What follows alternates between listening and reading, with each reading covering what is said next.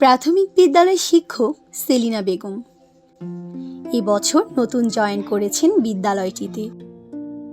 খুব অল্প সময়ে স্কুলের প্রত্যেকটি বাচ্চা তার কাছে অতি প্রিয় হয়ে উঠল। সবাইকে সে ভীষণ ভালোবাসত, ভীষণ আদর করত প্রতিটি স্টুডেন্টকে, শুধু একজন বাদে, রাতুল। ক্লাসের সব থেকে অমনোযোগী অপরিষ্কার একজন স্টুডেন্ট।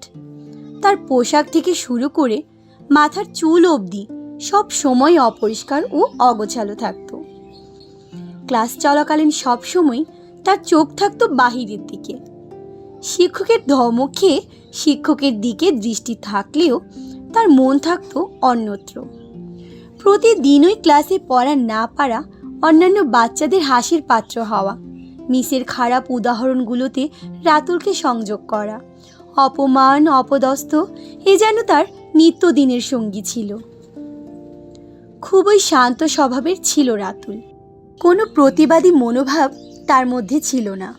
তাই তো সবার এতটা অবমাননা সব কিছু মুখ বুজে সহ্য করত রাতুল। প্রথম সাময়িক পরীক্ষার রেজাল্ট হয়েছে। সেলিনা মিসের রাতুলের প্রতি যত ঘৃণা ও ক্ষোভ ছিল সব কিছুই প্রকাশ পেল রিপোর্ট কার্ডে। সে অনেক খারাপ কথা লিখে দিলেন রিপোর্ট কার্ডে। সব সময় ক্লাসে অমনোযোগী ও অপরিষ্কার থাকার কারণে সেলিনা মিস রাতুলকে ভীষণভাবে ঘৃণা করত। রাতুল রিপোর্ট কার্ডটি নিয়ে তার বাবাকে দেখালে রাতুলের বাবা সেলিনা মিসের কাছে আসেন। আসতে পারি মিস? জি আসুন, বসুন। জি মিস, আমি রাতুলের বাবা। ও তাই বলুন, তার রিপোর্ট কার্ড দেখেছেন নিশ্চয়ই। এই সমস্ত বাচ্চাকে স্কুলে রাখাটাও স্কুলের দুর্নাম, জানেন তো। ক্লাসে এতটা অমনোযোগী, তার রিপোর্ট কার্ড দেখে বুঝেছেন নিশ্চয়ই। আর শুধু কি তাই, অপরিষ্কার আর অপরিচ্ছন্নভাবে প্রতিদিনই স্কুলে আসে। এগুলো খেয়াল রাখেন না আপনারা? আমার অন্যান্য বাচ্চাদের উপর এর কী প্রভাব ফেলছে তা বুঝতে পারছেন আপনি?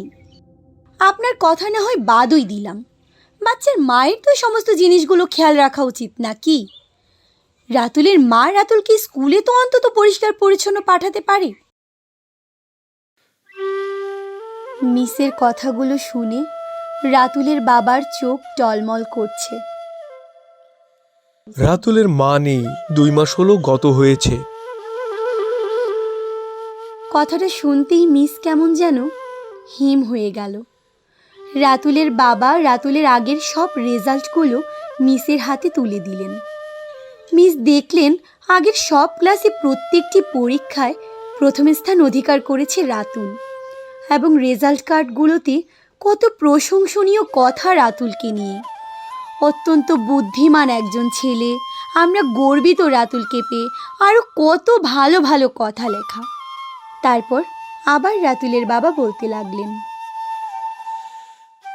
এমন ছিল না আমার রাতুল, পড়াশোনায় দুর্দান্ত ছিল, কিন্তু যখন থেকে ওর মা অসুস্থ হতে লাগলো তখন থেকে পড়াশোনায় ওর ব্যাঘাত ঘটতে লাগলো। তারপর যখন ওর মা মারা গেল তখন থেকে ছেলেটা আমার কেমন যেন হয়ে গেল, ওর পুরো পৃথিবীটা যেন বদলে গেল।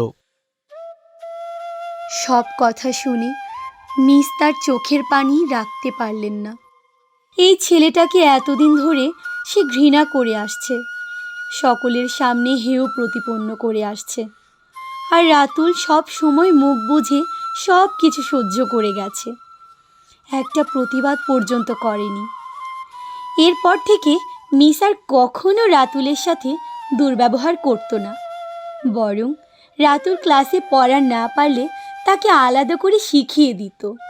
সব ভালো উদাহরণগুলোতে রাতুলের নাম নেওয়া হতো।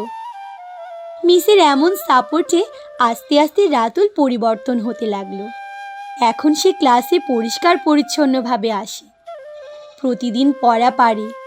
বলতে বলতে ফাইনাল পরীক্ষা শুরু হয়ে যায় এবং ফলাফল ঘোষণার সময় চলে আসে।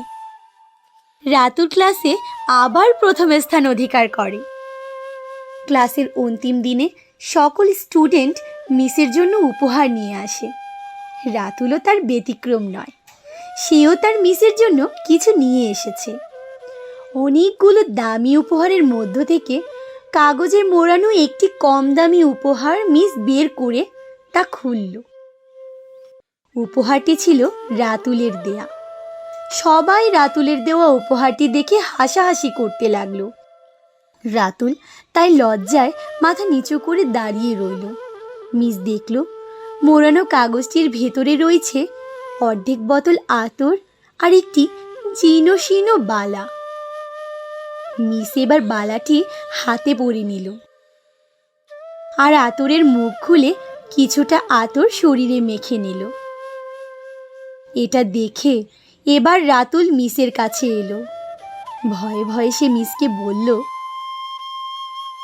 আজ আপনার গা থেকে আমার মায়ের গন্ধ আসছে। রাতুলের এ কথা শুনে মিস যেন নিজেকে ধরে রাখতে পারল না। সঙ্গে সঙ্গে রাতুলকে জড়িয়ে ধরল। তারপর সময়ের সাথে সাথে রাতুল বড় হতে লাগলো। স্কুল শেষ করে কলেজ, কলেজ শেষ করে ভার্সিটি, এভাবে তার পড়াশোনা শেষ হয়। তার বাবার চাকরির সুবাদে তাকে তার শহর ছাড়তে হয়েছিল সেই ৬ষ্ঠ শ্রেণীতে পড়াকালীন। এখন সে তার শহরে অনেক বড় নামকরা ডাক্তার হয়েছেন। সময়ের সাথে সাথে মিসেরও অনেক বয়স হয়েছে। তার চাকরি থেকে অবসর নেওয়ার সময় চলে এসেছে।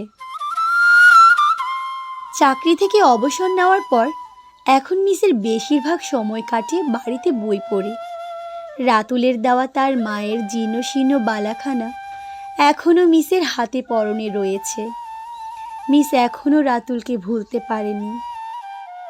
একদিন বিকেলে মিস বই পড়ছিলেন।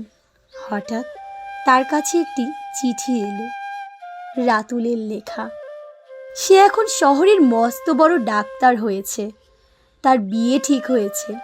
তার বিয়েতে মিসকে আসতেই হবে। চিঠির সাথে একটি টিকিটও ছিল। মিস চিঠি পেয়ে তো মহা খুশি। সে যাবে রাতুলের বিয়েতে। বলতে বলতে সেই শুভক্ষণ চলে আসে। মিসের আসতে একটু লেট হয়ে যায়। মিস ভাবে এতক্ষণে বোধহয় বিয়ে শেষ হয়ে গেছে। মিস বাড়ির সামনে এলে দেখে বিয়ে বাড়ি একদম স্তব্ধ। সবাই খুব অধীর আগ্রহে যেন কারো জন্য অপেক্ষা করছে। এরই মধ্যে মিসকে দেখে রাতুল এগিয়ে আসে। সে খুশিতে ভীষণ উৎফুল্ল হয়ে মিসের হাত ধরে নিয়ে আসে স্টেজে। তারপর মাইক্রোফোন হাতে নিয়ে সে সবার উদ্দেশ্যে বলে, বন্ধুরা, তোমরা সবসময় আমার মায়ের কথা জানতে চাইতে, আর আমি তোমাদেরকে বলেছিলাম আমি একদিন আমার মায়ের সাথে তোমাদের পরিচয় করিয়ে দেব। ইনি আমার মা।